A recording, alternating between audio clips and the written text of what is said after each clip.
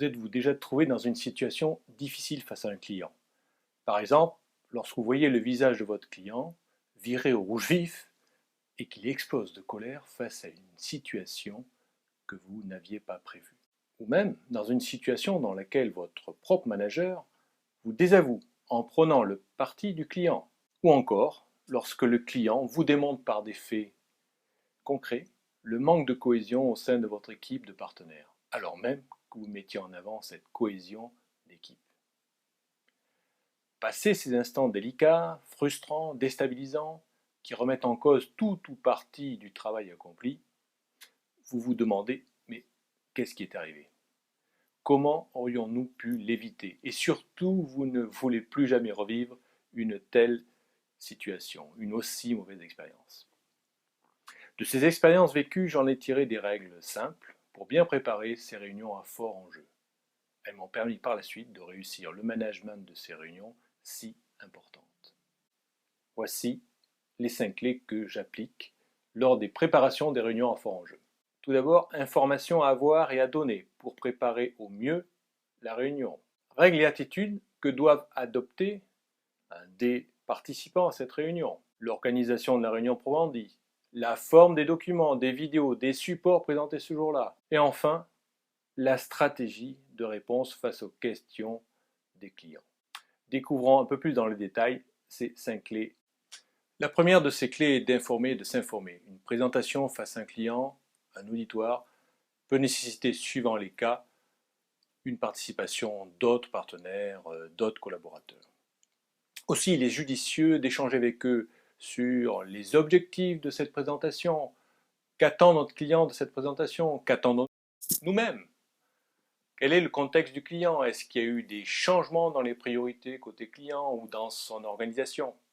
Quel est le lieu de la présentation? Les moyens, la date, les horaires. Ces informations précieuses vont être déterminantes pour avoir une bonne préparation de la future présentation. Deuxième clé, règles et attitudes. Il est important de rappeler les règles que vont se fixer l'équipe en charge de la présentation le jour J. Couper son téléphone. Ne pas lire ses emails, ses SMS. Éviter les discussions en aparté.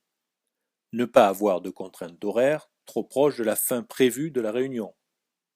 Avion, train, autre réunion. Respecter les délais. Il faut aussi avoir de bonnes attitudes. Être attentif, concentré tout le long des présentations, et même celles où l'on n'est pas acteur. On fait partie d'une même équipe. Être confiant, combatif, mais sans montrer d'agressivité, y compris dans son langage corporel. Être solidaire des partenaires de l'équipe. Être clair et concis dans ses prises de parole. Même si certaines de ces règles et attitudes nous paraissent parfois évidentes, l'expérience nous a montré qu'il n'est pas superflu d'en parler, d'échanger sur le sujet et que l'équipe les comprenne et les valide. Troisième point, l'organisation. C'est un point qui n'est jamais oublié dans les préparations, mais il est bon d'insister sur les choses suivantes.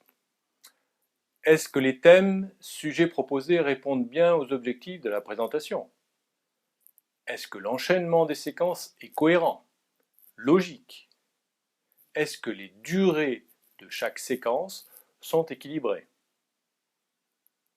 Quelles sont les personnes qui vont assurer les différentes présentations? Qui sont ceux qui vont participer à cet événement? Quel va être leur rôle? Leur présence est-elle indispensable? Leur participation se justifie-t-elle? Ont-ils les bonnes compétences? Quand les participants se connaissent bien, il est plutôt facile de répondre à ces questions.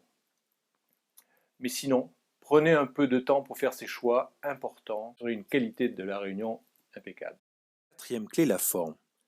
Sur un projet en partenariat, je me souviens de cette fois où nous pensions avoir passé avec succès la première réunion de présentation des résultats à notre client. À la fin des présentations, une question d'un examinateur nous avait interpellés. Pensez-vous faire partie d'une même équipe sur ce projet?